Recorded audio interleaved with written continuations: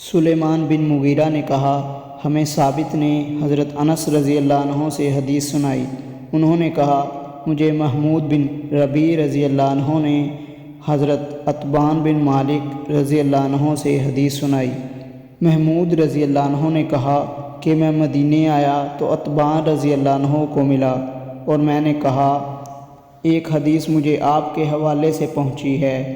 حضرت عتبان نے کہا، میری آنکھوں کو کوئی بیماری لاحق ہو گئی تو میں نے رسول اللہ صلی اللہ علیہ وآلہ وسلم کی خدمت میں پیغام بھیجا کہ اے اللہ کے رسول، میرا دل چاہتا ہے کہ آپ میرے پاس تشریف لائیں اور میرے گھر میں نماز ادا فرمائیں تاکہ میں اسی جگہ کو نماز پڑھنے کی جگہ بنا لوں۔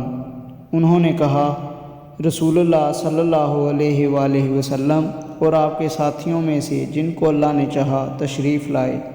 آپ صلی اللہ علیہ وآلہ وسلم میرے گھر میں داخل ہوئے۔ آپ نماز پڑھ رہے تھے اور آپ کے ساتھی آپس میں باتیں کر رہے تھے۔ انہوں نے زیادہ اور بڑی بڑی باتیں مالک بن دخشم کے ساتھ جوڑ دیں۔ وہ چاہتے تھے کہ رسول اللہ صلی اللہ علیہ وآلہ وسلم اس کے حق میں بد دعا فرمائیں اور وہ ہلاک ہو جائے، اور ان کی خواہش تھی کہ اس پر کوئی آفت آئے۔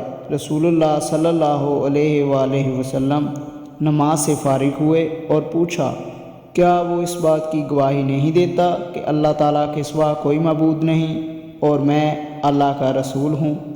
صحابہ کرام نے جواب دیا، وہ زبان سے یہ کہتا ہے لیکن اس کے دل میں یہ نہیں ہے۔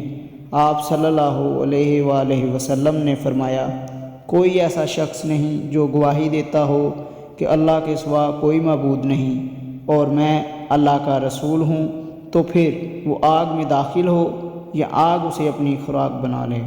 حضرت انس رضی اللہ عنہ نے کہا، یہ حدیث مجھے اچھی لگی یعنی پسند آئی تو میں نے اپنے بیٹے سے کہا، اسے لکھ لو۔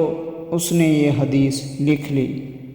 صحیح مسلم حدیث نمبر 149۔